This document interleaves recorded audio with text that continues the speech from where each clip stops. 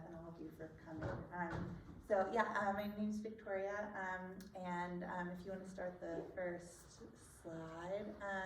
And I've been working on this book. I'm a writer and researcher. I've been working on a book about two 19th century French writers while I've been here. One very famous, Flaubert on the right, and one not at all famous, Amélie Bousquet on the left. So I have some pictures, but I'm just going to read from some excerpts from the introduction, so I don't think there's anything more you need to know. Okay. Thursday, October 2nd, 1856, Rouen, France. On opposite ends of the provincial French capital, a man and a woman are each awaiting their fate, or rather, awaiting a letter from their editor. Both aspiring writers are about to publish their first novel in the Parisian press, or so they hope. The 2nd of October is a gray morning in Rouen, cloudy though not cold, the rain for now holding off. She watches from the window of a small cramped apartment on the Rue de Rebec, a narrow winding lane in the working class neighborhood of Montagneville, where passers-by gingerly step aside to avoid the putrid, polluted, chemical dye-stained stream coursing down the middle of the street. She's 41 with straight, dark, center-parted hair, intelligent eyes. To date, she's only published verses and articles here and there in provincial newspapers. Unmarried, she lives with her mother. They're close, though she still bears some shame and resentment from being born out of wedlock. He is 35, tall and broad-shouldered, with bright blue eyes and a booming voice, well matched to his corpulent figure. For the past 2 decades, he's scrawled many thousands of words, though until now they've all been relegated to his desk drawer. He's also unmarried, also lives with his mother, in rural luxury this time, on an estate in Coissé, a few miles from the city center. Inside their 18th century estate, painted white with blue shutters, the view from his bedroom window is pleasingly picturesque, a series of manicured lawns and rose hedges which give way to the broad curves of the Seine River.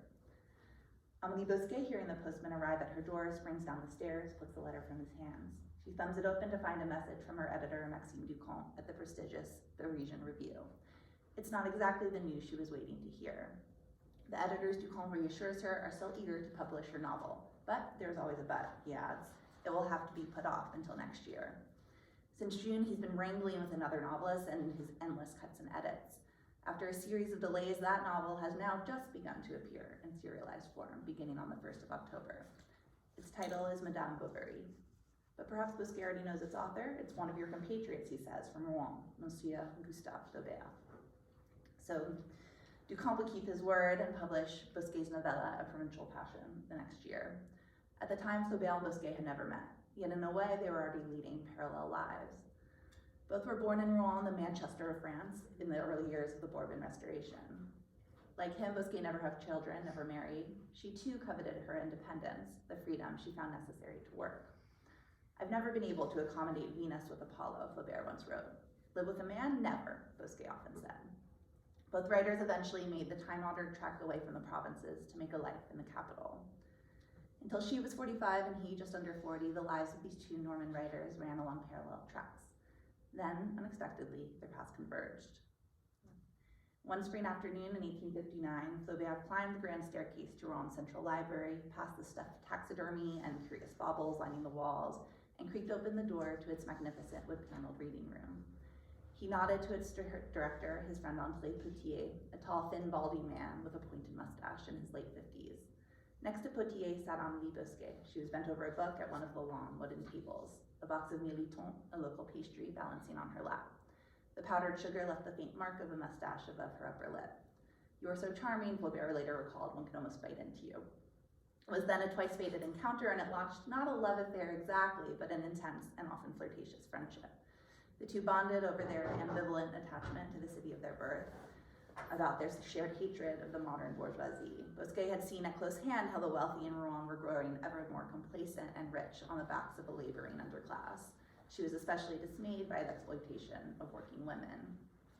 On the other hand, for Flaubert, as Vladimir Nabokov would later put it, the bourgeois was a state of mind, not a state of pocket.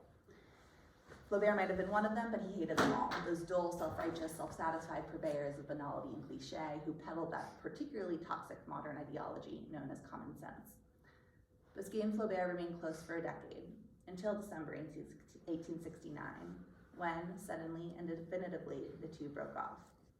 But their rupture was no lover's spat. It was occasioned instead by Flaubert's rather derogatory portrayal of a revolutionary feminist in his novel Sentimental Education, and by Bousquet's passionate objection. a quarrel that was literary, political, and deeply personal all at once. This book is the story of that friendship and rupture. It's a story that cannot be told apart from the philosophical, literary, and political questions that preoccupy both these protagonists all their lives. What role might the writer play in the modern world? How, if at all, should politics find its way into writing? What kind of work is the peculiar labor of literature? Why, after all, does one write? At first, their debates and disagreements on these questions were playful, teasing, even coy. But over time, the quarrel stopped being fun. Their positions solidified, the stakes intensified. As Flaubert moved into ever more aristocratic circles in Paris, and as Bosquet came to frequent a more radical feminist milieu, their diverging opinions ultimately on the proper relationship between literature and life, began to tear them apart.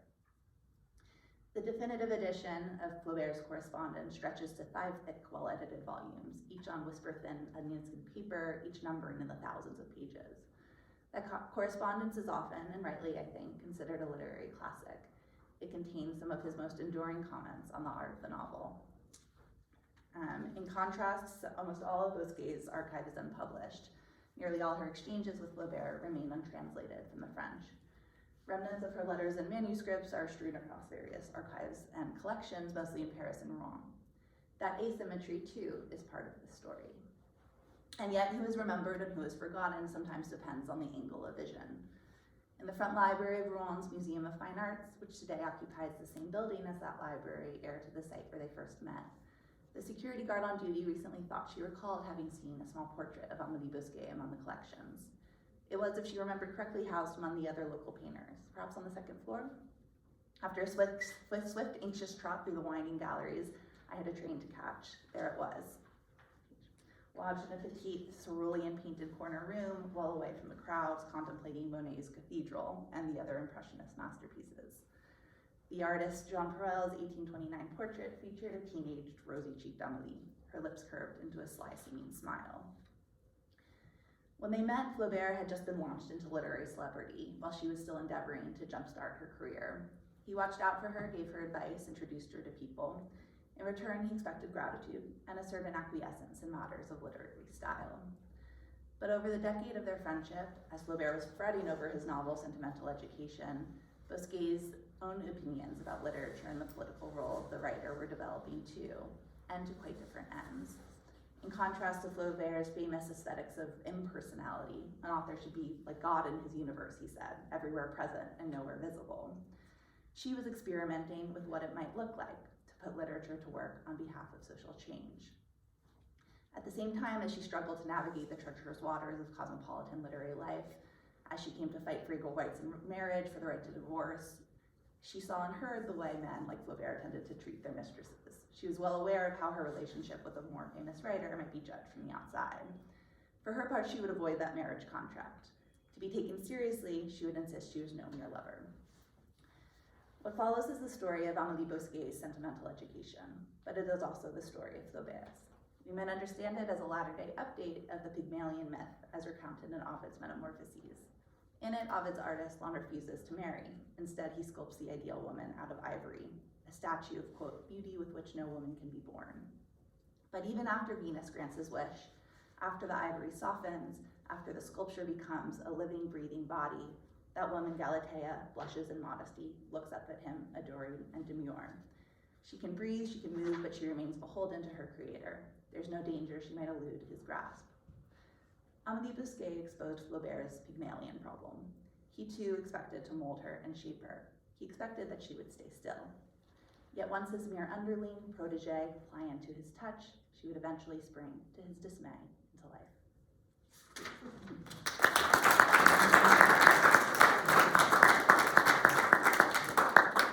I think we can take the question or two. Yeah. So what piqued your interest in these two? What started you on this grand research journey? I love Flaubert always, and I've taught his books, and I was working on actually a totally different project in the National Library in France on kind of scenes of provincial life in the 19th century, and I came across that provincial passion. It was on microfilm, and they wouldn't let me look at it until I asked for special permission, and I kind of just loved it, and it took place in Rouen, and it felt like it was very similar to Madame Bovary, but it was written by Émile Bousquet. I had no idea who this was. And so I looked, there's like you can kind of look up these people. And so I looked up Émile Bousquet, and it turns out that was the male pseudonym for Amélie Bousquet. And so little by little, I started putting it all together and found a kind of very misogynistic article from the 1940s about her that was about like, you know, how could she possibly kind of disagree with Flaubert? And so it's been a kind of 5-year scavenger hunt that, but I still am a lover of Flaubert's novels, but I'm also interested in the relation between them and her story. So. Do you like to write freehand with your hand, or do you prefer typing? I write with freehand only when I like wake up in the middle of the night and have an idea, but don't want to look at a screen, and then usually squint at it the next morning and try to figure out what it looks like. But I have a lot of different like documents and scraps and things like that. So before this 5-year adventure, what were you doing? I was in graduate school writing a dissertation on kind of the idea of the provinces in French and English literature. Kind of got pulled away from that a little bit. Okay, I think, thank you all so much.